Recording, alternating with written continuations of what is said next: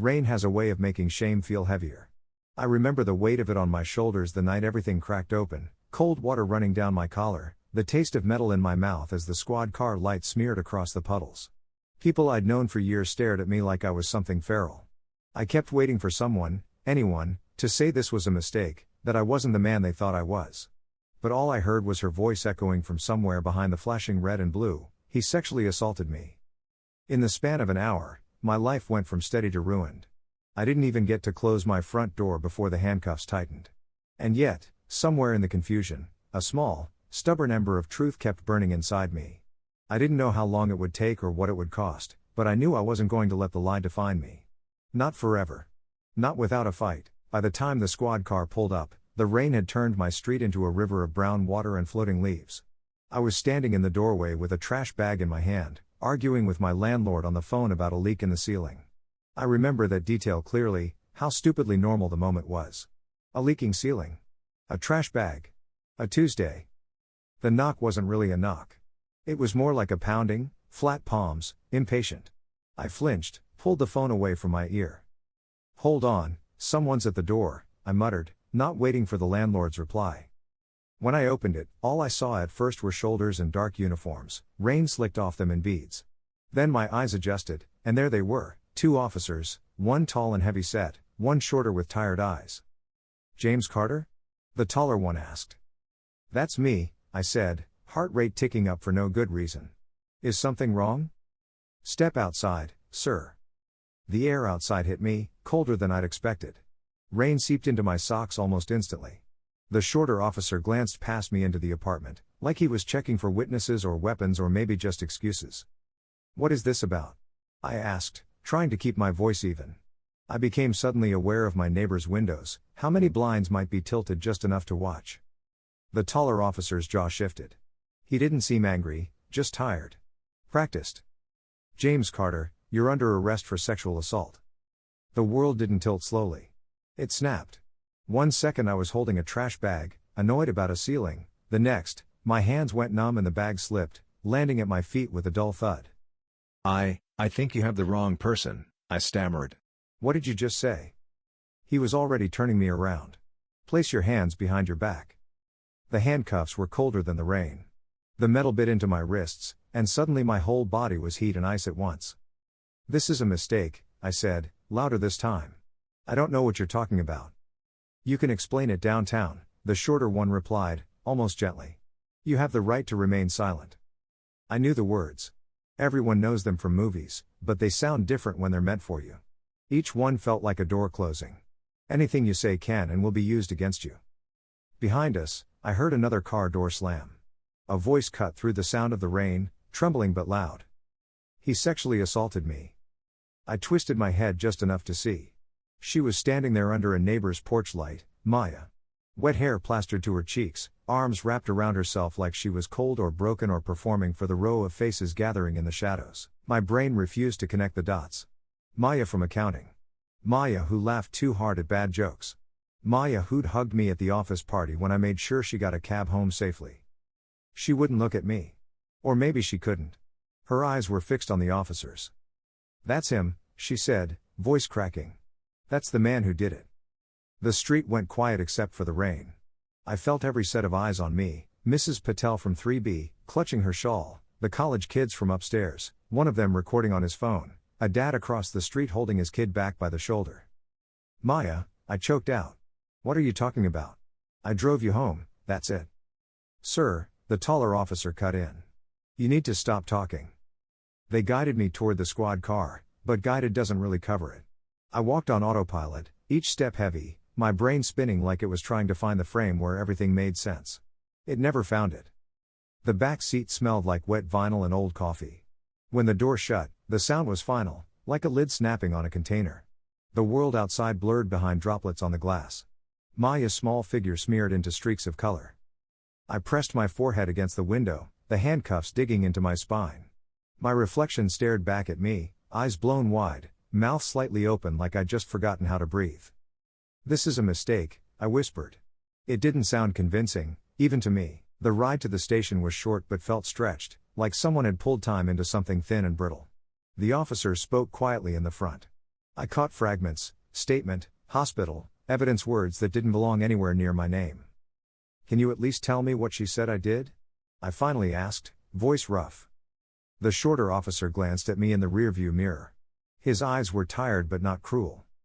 She gave a statement, he said. Says you assaulted her in your apartment after walking her home. Says she tried to leave and you wouldn't let her. That's not. I stopped, swallowed hard. I walked her home and she left. That's it.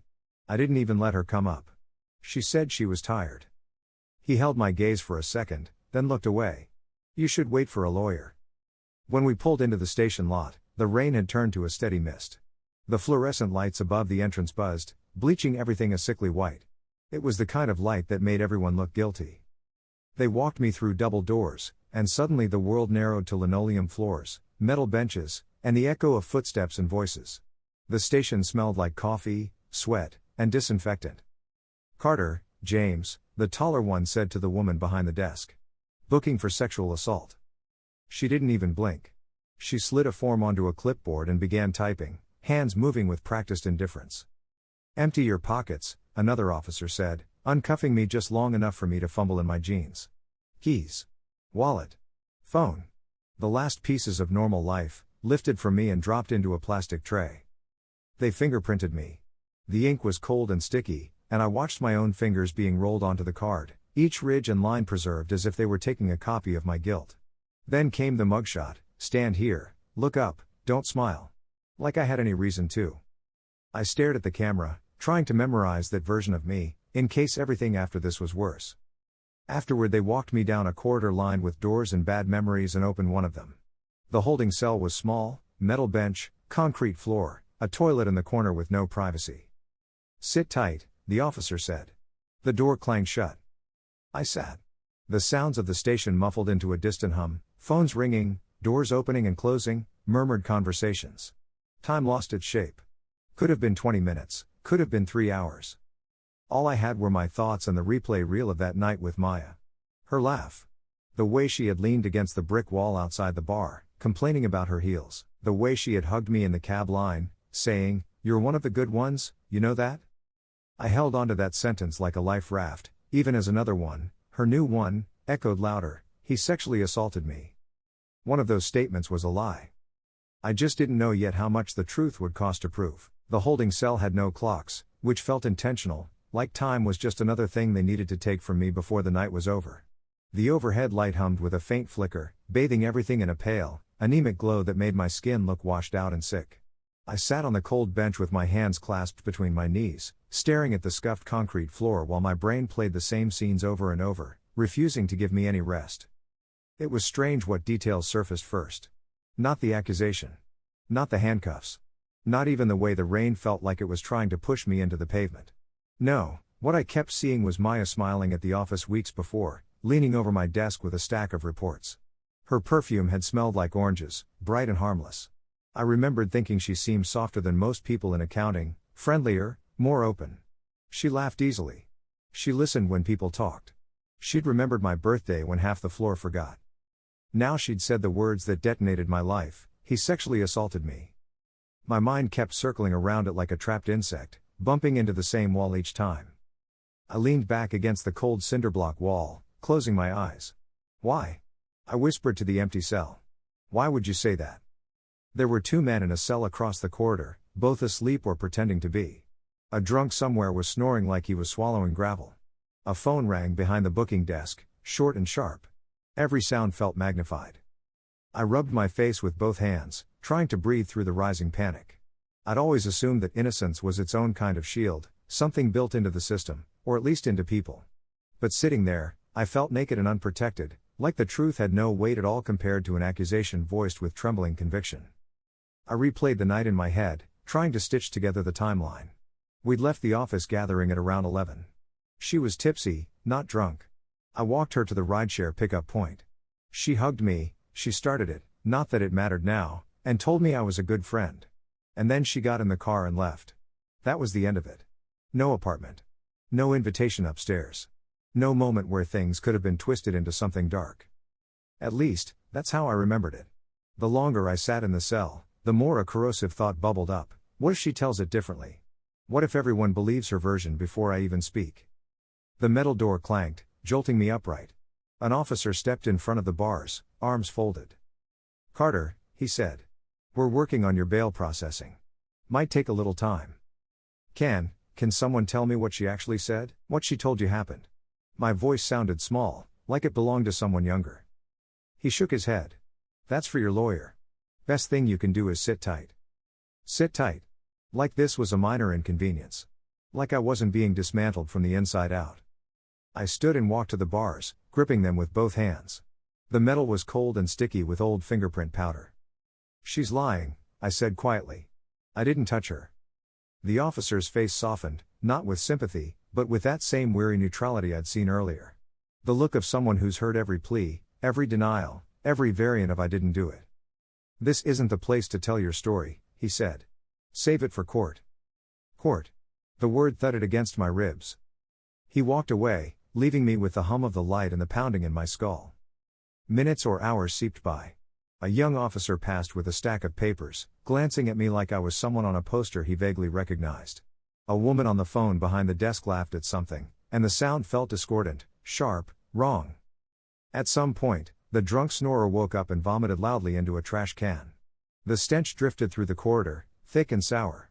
I pressed the inside of my t-shirt against my nose, breathing through cotton and fear. My thoughts drifted to work. I imagined people getting the news. Imagine the whispers in the break room. Someone would probably send the link to the arrest report. No one would wait for evidence, for facts, for the truth to surface. The headline would be enough. My face in a mugshot would be enough. The accusation alone would do the job. I slid down the wall until I was sitting again. My chest felt tight, like there wasn't enough air in the cell. The punishment had already begun, long before any judge or jury saw me. Eventually, footsteps approached again, firmer, quicker, more purposeful. A different officer this time, a woman with a kind but unreadable expression. "Carter," she said, unlocking the door. "Your bail's been approved." I stood too fast and had to steady myself on the wall. "You're free to go for now," she continued. "You'll get your court date soon. Collect your belongings at the desk." Free. The word didn't feel like it belonged to me anymore. But I followed her out, the hallway stretching ahead like a tunnel back into a world that no longer trusted me. When I reached the desk and took my keys, my wallet, my phone, my hands shook with a mixture of relief and dread. My reflection in the smudged glass panel behind the clerk looked older, deflated. As I stepped out of the station into the thinning night air, the sky was still bruised from the storm. A cold wind swept across the parking lot, carrying the faint smell of wet asphalt. I wasn't in the cell anymore. But the accusation, those 4 words, echoed just as loudly out here. And I had no idea yet how much darker things were about to get. I didn't expect the world to feel different when I stepped outside the station, but it did, like some invisible film had settled over everything. The air felt colder. The street lamps seemed harsher. Even my own footsteps sounded wrong, too loud against the wet pavement. Maybe the world hadn't changed at all. Maybe it was just me. My phone buzzed the moment I turned it back on. Notifications poured in like water through a cracked ceiling, missed calls, texts, group chat pings. At first I felt a flicker of hope. Maybe someone was checking on me. Maybe someone cared enough to ask what happened. Then I saw the preview of the first message. From Mom. "Call me. Please. Tell me it isn't true." My throat tightened. I locked the screen without reading the rest. The rideshare driver barely looked at me as I slid into the backseat. "Station?" he asked, eyebrows raised just slightly. I nodded. His eyes flicked to my clothes, still damp, wrinkled from the cell bench, and I watched his posture shift, just a tiny lean away from me. He didn't say another word the entire ride. When he dropped me off, he didn't wait for me to close the door. The street outside my apartment building was eerily quiet, as if everyone had retreated behind their curtains. Maybe they had. News spreads fast in old buildings where walls are thin and gossip is currency.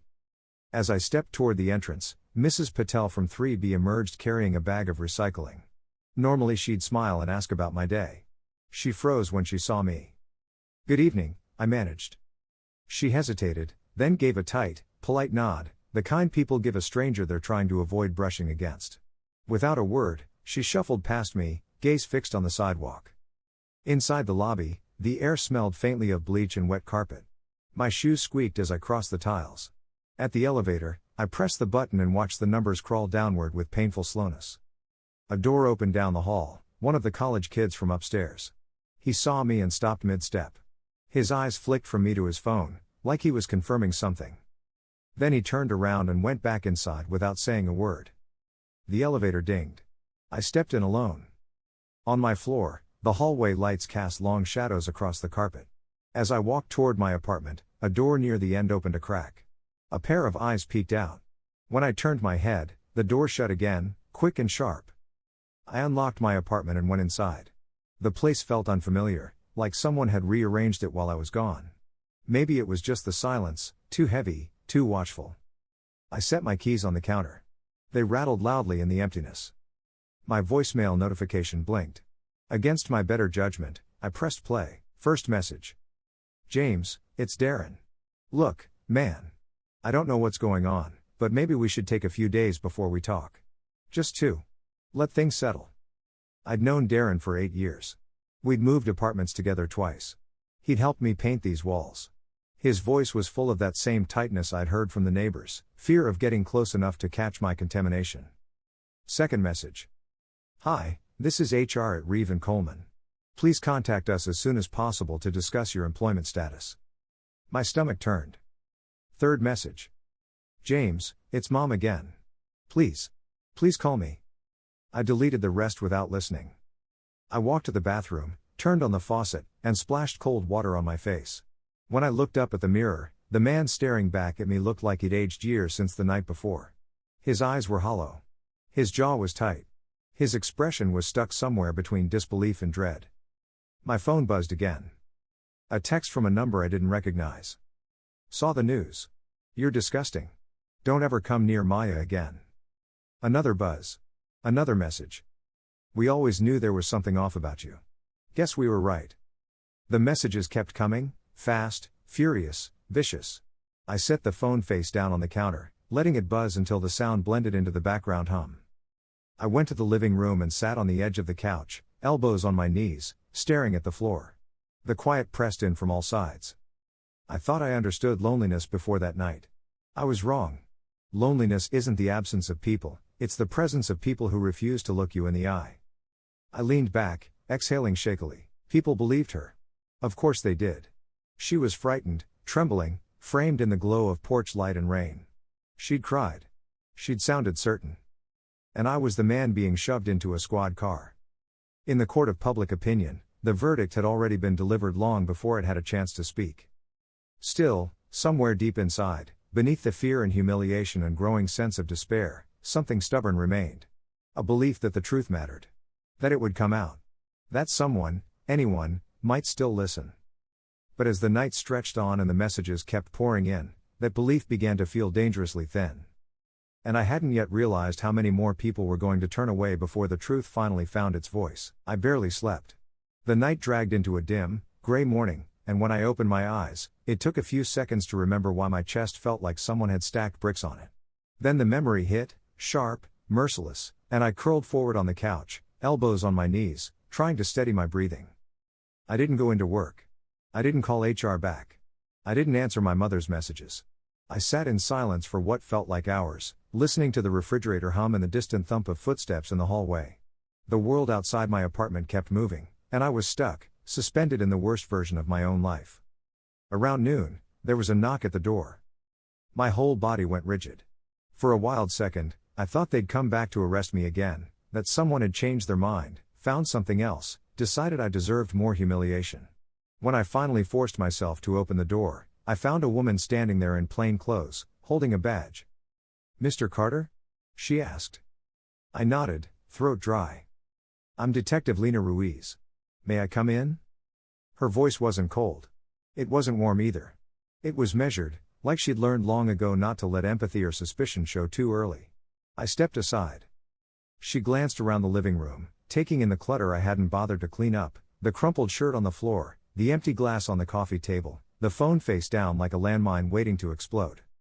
"I won't take much of your time," she said, sitting in the chair opposite the couch. "I just have a few follow-up questions about the statement you gave last night." I let out a humorless laugh. I didn't give a statement. No one asked me anything except for my name. She raised an eyebrow. That's why I'm here. I sat down opposite her, palms damp.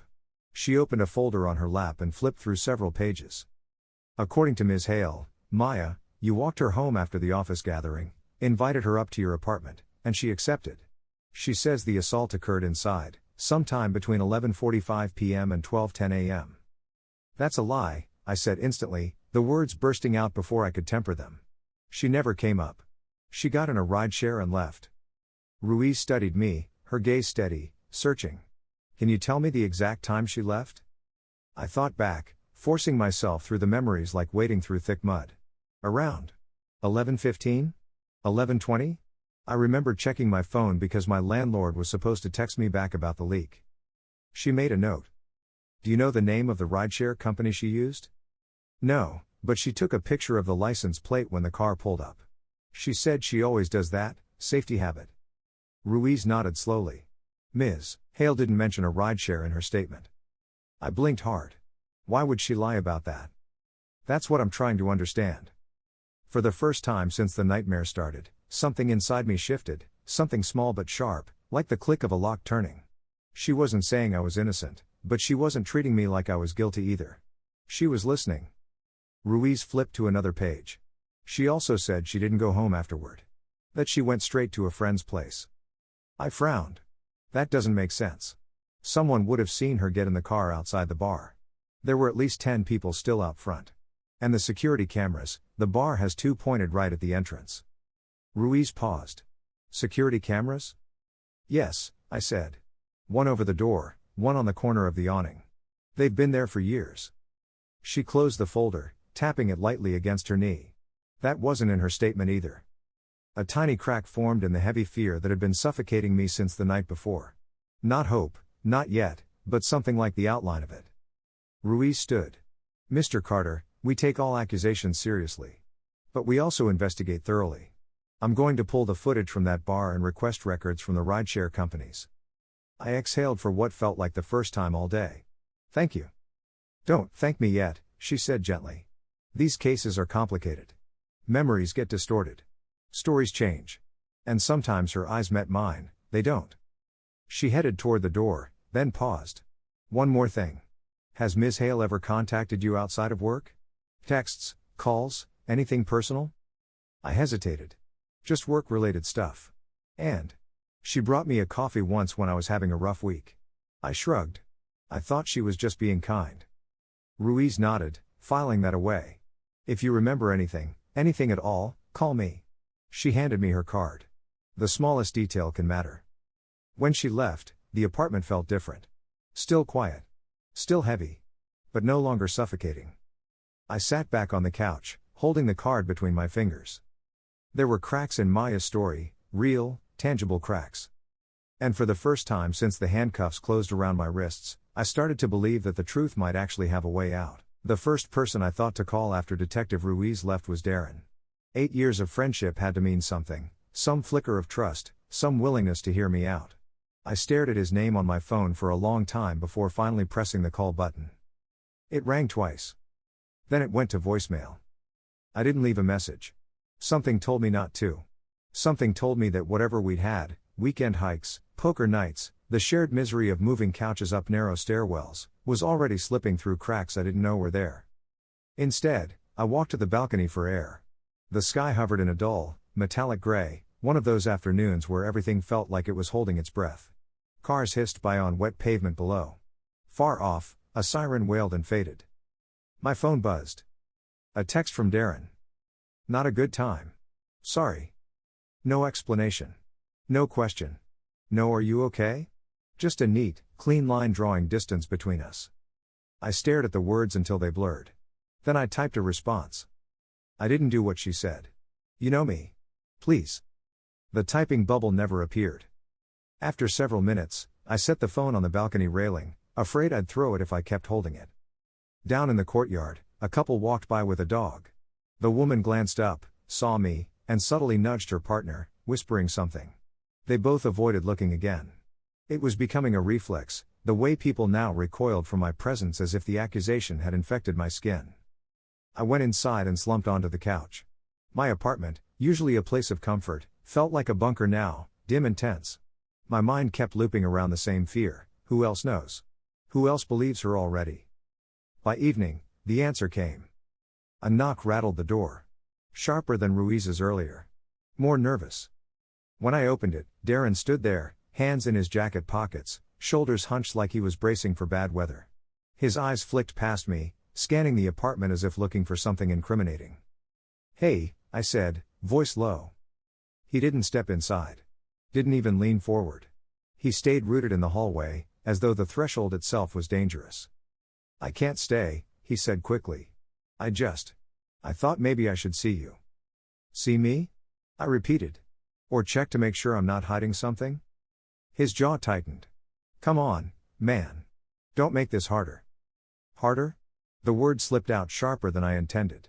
"I was arrested in the rain last night for something I didn't do. People are acting like I'm radioactive. I need someone in my corner." He flinched, just barely. "Look, I want to believe you. I do. But this is serious, James. And people are talking. HR called me asking if I knew anything. Maya's friends posted something online, and it's spreading fast." My stomach dropped. "What did they post?" He shifted uncomfortably. "A long thing about bravery. How she came forward.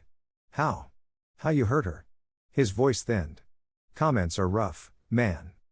I pressed a palm to my forehead. A buzzing sound filled my ears. "Why didn't you call me immediately? Why are you standing out there like you're afraid to come in?" Darren swallowed. "Because I don't know what's true. And if it is true." "It's not," I snapped. "You've known me for years. You think I'm capable of that?" He didn't answer. And there it was, the splinter of doubt lodged in his silence. It cut deeper than anything Maya had said. "I think," he finally murmured, "that I don't know what people are capable of anymore." The hallway felt colder. Narrower. "You should go," I said quietly.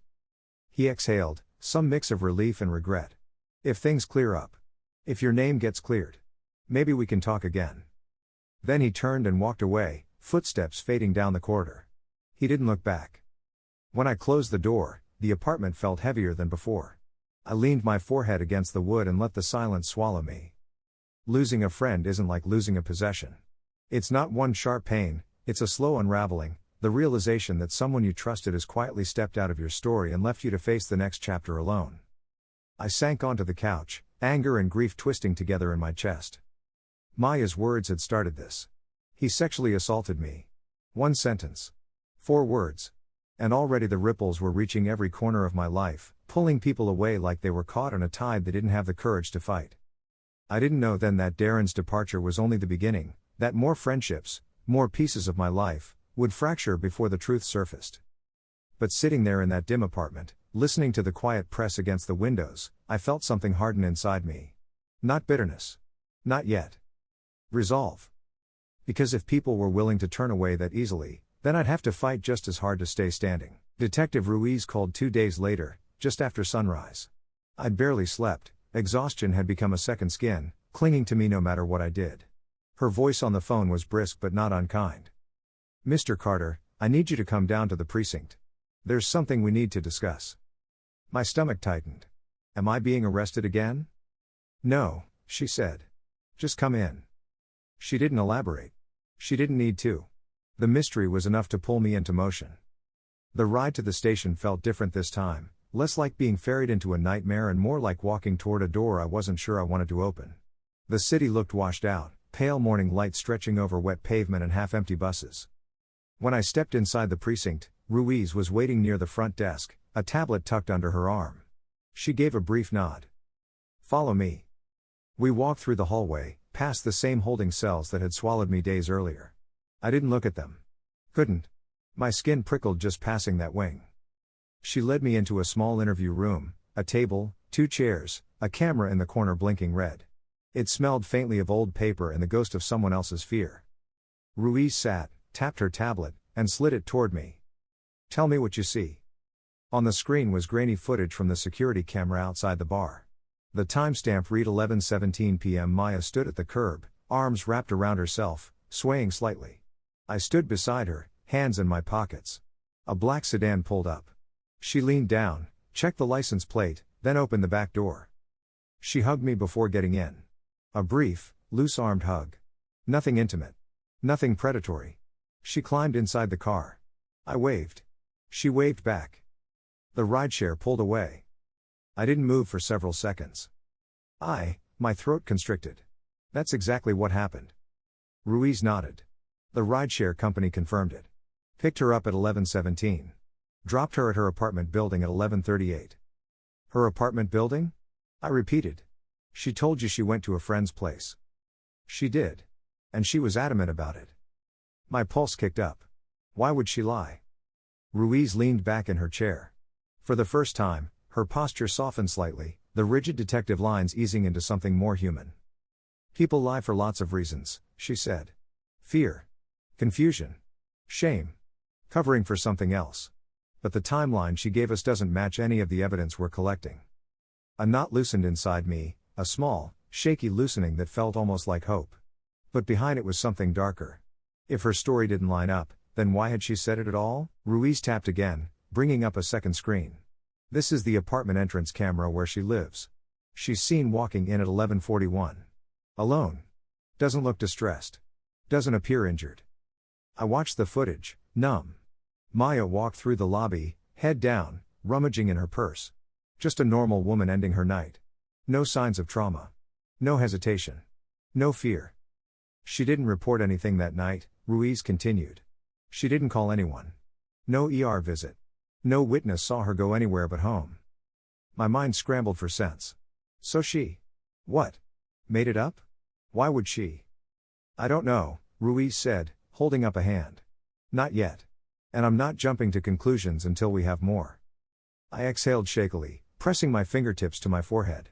What happens now? Now, she said, we keep digging. I'm interviewing her again this afternoon. I won't mention our conversation. I want to hear her explain the inconsistencies in her own words. I nodded, trying to steady myself. Do I need a lawyer? Yes, she said immediately. Even if the evidence starts leaning in your favor. A pause. Especially then. Her directness startled me, but it also grounded me. She wasn't sugarcoating anything. She wasn't offering sympathy she couldn't guarantee. She was doing her job. And for the first time since my life had detonated, someone in the system seemed willing to see more than just an accusation. Ruiz stood, gathering her tablet. Mr. Carter. I can't promise where this case will land. But I can promise I'm not ignoring the facts. Those words hit deeper than she probably intended. Facts. Not feelings. Not assumptions. Not the gut reactions of neighbors peeking through blinds or friends who couldn't bear to stand close long enough to hear my side. Facts. When she left me alone in the interview room, I stared at the blank table for a long, quiet moment. My breath came shallow at first, then steadier. The cracks in Maya's story weren't just cracks anymore, they were widening into fractures. And if Ruiz kept pulling at the threads, something was going to unravel. But I couldn't shake a question that lodged itself in the back of my mind. If the truth was finally starting to surface, what else would it drag up with it? I didn't hear from Ruiz for 2 days. 2 long, suspended, nerve-fraying days where time stretched thin and every sound in my apartment made me flinch. I tried distracting myself, cleaning the kitchen, pacing the hallway, staring at the ceiling, but none of it stuck. My thoughts kept circling the same question: what did she find when she talked to Maya again? On the 3rd morning, my phone finally buzzed. Detective Ruiz. Need you to come in. Today. Important. No details. No hint which way the wind was blowing. The station felt different this time, not because it had changed, but because I had. The first time I'd walked through those doors, I'd been drowning. Now, though still scared, I felt something beneath the fear, a kind of hard-edged clarity. Ruiz met me in a conference room instead of the cramped interview cell. She had a stack of papers, a coffee cup half empty, and an expression that didn't give away anything. Sit down, she said quietly. I did. She took a breath. We've been digging. 2 words, and my lungs stopped. She laid out several printouts, phone logs, timestamp screenshots, a map with highlighted routes. First, she said, tapping the rideshare record, we verified her trip home. That part is solid. She was at her apartment building well before midnight. I nodded. Next, we examined her phone data. Calls, messages, more specifically, what wasn't there? She turned one page toward me. There's a 42-minute gap in her message history. She deleted something. My heart stuttered. Something like, "What? We don't know yet." Ruiz paused. "But we recovered metadata from the backup. It looks like she had a heated exchange with someone. A man. Not you." Cold washed through me. "Who?" "We're still working on identifying the number." I tried to make sense of it. "Another man. A deleted conversation. A lie told the moment I was in handcuffs." Ruiz continued, her voice steady, professional but threaded with something else now, something sharper. "She told us she went to a friend's apartment after the alleged assault. That was untrue. The friend confirmed they hadn't spoken in weeks." "She lied," I whispered. "She lied," Ruiz repeated. "And she lied with confidence." I ran a hand through my hair, gripping the back of my neck. "Do you know why?" Ruiz hesitated, not because she didn't have information, but because she wasn't sure how much to give me at once. "There's another piece," she said, sliding a printed screenshot forward. Surveillance footage from her building the next morning. It showed Maya leaving her apartment around 8 a.m., wearing different clothes and carrying a duffel bag. She hurried down the sidewalk, glancing over her shoulder twice. Her movements were jittery, agitated. She looked scared, but not in a way that felt connected to me. "Where was she going?" I asked. "To meet someone," Ruiz said. "A man she was messaging." I frowned. "The same number from the deleted texts?" "Looks that way." Another page, another blow to the story that had taken my life apart. "This man," she continued, "has a record. Small stuff, but recent. Drunken disorderly, trespassing, a bar fight. Nothing violent toward women that we know of. But the timing is interesting." "Do you think he's involved?" I asked. Ruiz leaned forward. "I don't know yet. But I can tell you this, her statement is no longer holding up under scrutiny." A long, deep exhale left my body. Not hope, relief. The kind you don't trust yet, the kind that feels like it could be snatched away if you breathe too loudly. "There's more," Ruiz said. "More." Her timeline had another problem. She claimed the assault happened inside your apartment. When we compared her story to your building's hallway camera footage. She flipped to the last page. Empty hallways. Me arriving home alone at 11:56. No one with me. "She was never here," I said, almost to myself. "She wasn't anywhere near my place." Ruiz nodded. "The footage makes that clear." A tremor of anger moved through me, slow, simmering, dangerous. For the first time since that night, I wasn't drowning. I was waking up. Ruiz folded her hands. "Mr. Carter. Things are shifting. It's still early. But the inconsistencies are stacking up. The evidence we're uncovering points to a narrative that simply isn't possible." My hands shook. "So? What now? What happens next?" "We keep digging," she said. "I'll be requesting a full interview with Ms. Hale again. She doesn't know what we've uncovered yet." A pause. "And she's already changed parts of her story once." My pulse thudded. If she lied? If she did this intentionally? "Then eventually," Ruiz said, her tone firm but careful, "the truth will catch up with her." She gathered the papers, but before standing, she added quietly. "Listen to me. None of this guarantees the outcome yet. But you are no longer the only person in this room who sees the cracks." For a moment, I couldn't speak. Could barely breathe. I sat there, absorbing her words, feeling the weight inside my chest lighten just enough to let in air again. When she left me alone, I stared at the door, replaying everything she'd said. Cracks weren't just forming. They were becoming a fault line. And sooner or later, something was going to break wide open. I was getting used to my phone buzzing with things I didn't want to see, news alerts, hostile messages, missed calls I didn't have the strength to return. But the notification that came the morning after Ruiz showed me the evidence was different. "Detective Ruiz. We need to talk. Today. Urgent." No details. No context. Just that single word, urgent, cutting straight through my chest. I arrived at the station with my nerves stretched thin. Ruiz wasn't waiting in the lobby this time. An officer led me straight to her office. She stood by her desk with her arms crossed, eyes trained on a file that looked too worn to be old. She didn't waste time. "Maya changed her story again," she said. My stomach dropped. "What do you mean again?" "She's trying to correct the inconsistencies we confronted her with. But the corrections aren't lining up." Ruiz opened the file and laid out a fresh statement form. Whole paragraphs were crossed out. Rewritten. Crossed out again. The ink looked desperate. She now says she doesn't remember whether she took a rideshare home, Ruiz said, tapping the page. But she insists she didn't go to your apartment. I blinked. What? That's the opposite of what she claimed before. Ruiz nodded. Exactly. She told you I assaulted her in my apartment. That was the entire foundation of the accusation. And now, Ruiz said, she's insisting the assault happened somewhere along the walk, but she can't specify where or when. A cold wash of shock moved through me. Because it never happened. Ruiz exhaled. I can't say that yet. But the story is collapsing.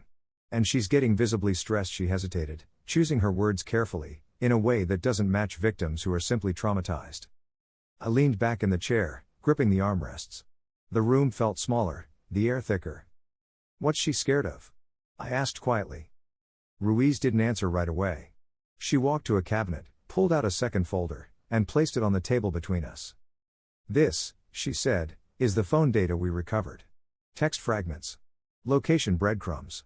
Enough to tell us she wasn't alone the night she said she went home. The name of the man, the one from the deleted messages, was highlighted in yellow. I stared at it. The syllables meant nothing to me, but the implication hit hard. She was with him, I said, more a realization than a guess. Ruiz nodded slowly. It appears so. The two of them exchanged multiple messages before and after the gathering. Some were deleted. A few were recovered. She paused. And he lives a 10-minute walk from the bar. Something inside me twisted. Not jealousy. Not betrayal, just disbelief at how reckless this all suddenly seemed. So she lied to cover up going to see him? I asked. Possibly, Ruiz said. Or something happened between them, an argument, a misunderstanding. The timing lines up with the deleted messages. She arrived at his building at 11:48. She left around 1:05 a.m. She glanced at me. There's no mention of you in any of those exchanges. My jaw tightened. But she blamed me anyway. She did, Ruiz said. And when we asked why she didn't mention him earlier, she said she forgot. Forgot, I repeated flatly.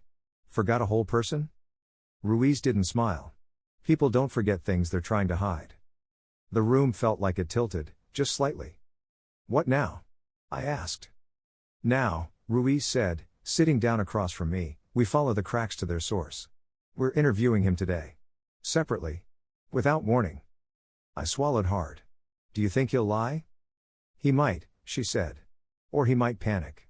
Either way, we'll see something. She closed the folder. Her expression shifted, professional still, but with a glimmer of something human beneath. I want you to understand something, James. The truth isn't just revealing itself. It's pushing through. I let that sink in. 3 days earlier, I was sitting in a cell while my neighbors whispered. Now I was sitting in front of the detective who had once looked at me like a suspect and now spoke to me like a man standing on the edge of vindication. But there was something else in her posture, something cautious. What's wrong? I asked. Ruiz hesitated. When lies start to unravel, the people who built them sometimes get desperate. They double down. They reach for new versions. They try to outrun the truth. She met my eyes. And desperate people can do unpredictable things. A chill ran through me. What do you think she'll do? I don't know yet, Ruiz said. But I want you to be prepared. This isn't over. Not until we get the full picture. I nodded, though my pulse thudded like a fist against my ribs. As I left the station, her last words followed me into the cold morning air, sinking deep. The story is breaking, but people break too. And somewhere, Maya was realizing the walls were closing in. When she finally snapped, I didn't know if she'd come clean. Or if she'd try to drag me down with her. I used to think courtrooms were places where truth sat in the center of the room, solid and untouched, waiting to be recognized. But the morning of my hearing, when I walked through those double doors, I realized truth wasn't a presence, it was a battleground. A fragile thing, easily bruised, easily buried. The room smelled of old wood and cold air. Benches creaked as people shifted. A few faces I recognized, co-workers, maybe neighbors, but none that met my eyes. They looked at me the way people look toward a car accident, drawn in, repulsed, unsure what they hoped to see. My lawyer, Harris, guided me to our table. Stay calm, he murmured. No matter what happens, don't react. I wasn't sure I had any reactions left. Fear had hollowed me out days ago, what remained was something quieter, harder. When Maya walked in, the room seemed to sharpen around her. She wore a loose sweater, hair pulled back, face pale. She clutched her purse strap like it was the only thing keeping her upright. And yet, her eyes kept darting, not toward me, but toward the back of the room where Ruiz stood with folded arms. She knew. She knew her story was gone. The proceedings began. The judge reviewed charges, bail conditions, preliminary evidence. Then the floor opened for statements. The prosecutor stood. Confident. Steady. But when he glanced at Maya, something flickered across his features, uncertainty. Your Honor, he began, the state requests a continuance on this matter. There are developments in the complainant's account that require further review. A murmur rippled through the courtroom. My pulse quickened. Harris leaned slightly toward me, whispering, "This is unusual. Good unusual." The judge's gaze narrowed.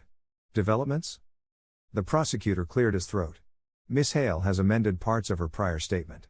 We believe additional investigation is necessary to reconcile inconsistencies. There it was, spoken publicly for the first time. Inconsistencies. Maya shifted in her seat, shoulders tightening. Her foot trembled against the floor. She looked at me only once, a flicker of guilt or fear or both passing across her face like a shadow. Judge Harwood's voice cut through the quiet. Detective Ruiz, I understand you're present. Are you prepared to comment? Ruiz stepped forward. Calm. Controlled. Every syllable measured. Your Honor, during the course of the investigation, we obtained surveillance confirming the complainant was not at Mr. Carter's apartment on the night in question. Furthermore, digital forensics recovered deleted communications between Miss Hale and another party contradicting the initial claim. The room inhaled sharply as one. All findings are consistent with the possibility, Ruiz continued carefully, that the alleged events did not occur as reported. Possibility. Professional restraint wrapped around a truth she wasn't allowed to state outright, not yet. My heartbeat hammered so loudly I almost didn't hear the judge's next words. Miss Hale, he said, please step forward. She rose slowly, like her limbs were filled with sand. Her shoes scuffed softly against the floor. When she reached the stand, she looked small, like a person cornered by her own choices. Miss Hale, the judge said gently but firmly, you've altered your statement twice. I am giving you an opportunity to clarify. The entire room held its breath. Maya blinked rapidly, her lips trembling. I was confused, she whispered. I didn't remember everything clearly. Did you or did you not go to Mr. Carter's apartment that night? Her voice cracked. No. A whisper rippled through the gallery. The judge continued, unwavering. Did Mr. Carter assault you in any location on the night in question? Her throat bobbed as she swallowed.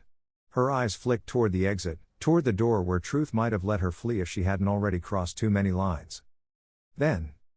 No, she said, voice breaking. He didn't. A sound escaped me, something between a gasp and a release. Harris exhaled beside me, shoulders dropping. But Maya wasn't finished. Tears welled, spilling over. I was scared, she choked. I thought someone would blame me for going to see. She stopped herself, shaking her head. I made a mistake. I panicked. Ruiz's jaw tightened, but she stayed silent. The judge leaned back, absorbing everything. Miss Hale, do you understand the gravity of submitting false allegations? She nodded, tears streaking her cheeks. Yes. And that your statements have caused significant harm to Mr. Carter? More tears. I'm sorry, she whispered. I didn't know what else to do. The apology hit me like a stone, not because it healed anything, but because it confirmed what I had feared all along, that a lie spoken out of fear could destroy a life with the force of a hurricane. The judge cleared his throat. Given these revelations, the court is dismissing the charges against Mr. Carter effective immediately.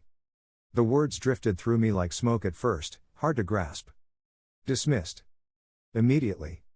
I hadn't realized how tightly I'd been gripping the table until my fingers ached from letting go. The judge continued addressing procedure, referrals for further investigation, potential charges for filing a false report, but his voice faded into a distant hum. All I could hear was the echo of the sentence that had torn my world apart. He sexually assaulted me. And the truth that had finally, painfully surfaced to crush it. When the gavel struck, the sound resonated through my bones. It was over. But as I stood, trying to steady myself on legs that suddenly felt foreign, I understood something with piercing clarity. Being declared innocent and feeling whole again were not the same thing. Vindication had come with handcuffs and heartbreak and a public unraveling. And now, finally free, I would have to walk back into a world that wasn't waiting with open arms. But at least I was walking out under my own name, intact, unbroken, and proven true. And that was enough to take the first step forward. Freedom didn't feel like I thought it would. I'd imagined victory, relief, something bright and triumphant, a moment where all the tension drained out of me and I could finally breathe again. But when I stepped outside the courthouse into the pale afternoon light, the world felt muted. Too big. Too loud. Too unchanged. The rain had stopped earlier, leaving the sidewalks damp and the air smelling faintly of wet stone. People walked past without knowing who I was or what had just happened, and for a second I envied them, their ignorance, their uncomplicated lives. Mine felt like a house someone had kicked the door off of, exposed, drafty, half ruined. Harris clapped a hand on my shoulder. "You did good in there," he said. "Take a few days. Let it settle." His voice carried that careful tone people use around those who've survived something they don't know how to name. I nodded, but I didn't respond. Words felt brittle in my mouth. I walked home instead of calling a ride. The city hummed around me, cars, chatter, the distant thud of construction, and every sound pressed against the quiet inside my head. For weeks, I'd been steeling myself against accusations, glares, whispers. Now there was nothing to fight, and the absence of tension felt disorienting, like stepping off a boat onto steady ground that still seemed to sway. When I reached my apartment building, Mrs. Patel from 3B opened the front door at the same time I approached.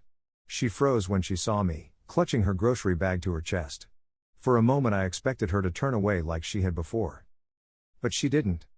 She hesitated, then offered a small, tentative nod, almost an apology, almost not. Then she slipped past me and hurried up the stairs. It wasn't forgiveness, but it wasn't fear either. It was something in between, and for now, that was enough. Inside my apartment, everything looked the same as it had the morning of the arrest. The couch cushions still slumped where I'd spent too many sleepless hours. My keys lay exactly where I'd dropped them in panic weeks ago. Even the faint stain on the ceiling from the old leak was there, untouched by everything that had fallen apart beneath it. I sat at the kitchen table and let the quiet settle around me. The truth had come out. My name was cleared. But the damage, the cracks in friendships, the bruises on my reputation, the raw space inside where fear had lived, those weren't going to disappear just because a judge dismissed the charges. Vindication didn't rewind anything. It didn't patch the pieces back together. My phone buzzed with messages I didn't want to read. Apologies. Explanations. People trying to claw their way back into the narrative now that it was safe to do so. I turned the phone face down. Let them wait. I walked to the balcony, leaning on the railing as the late light stretched across the courtyard. 2 neighbors were talking by the mailboxes. They saw me. This time, they didn't look away, they just watched, uncertain, like they were waiting to see who I was now. The truth had saved me, but it had also remade me. I felt older, heavier, stripped down to something more essential. There was no going back to who I was before the night she said, "He sexually assaulted me." That version of me had been naive enough to think the world worked on fairness alone. Now I knew better. But knowing better wasn't the same as surrender. I gripped the railing, feeling the metal still cold from the rain. The storm had passed. The air was clearer than it had been in weeks. And though the future was uncertain, blurred around the edges, I realized I wasn't afraid of stepping into it. The truth had cost me. But it had also carved out a space I could rebuild from, one breath, one step, one honest moment at a time. And after everything I'd survived, after all the nights soaked in doubt and dread, I finally knew something with quiet certainty. The rain hadn't washed me away. It had revealed the ground beneath my feet. I was still here. And I was moving forward.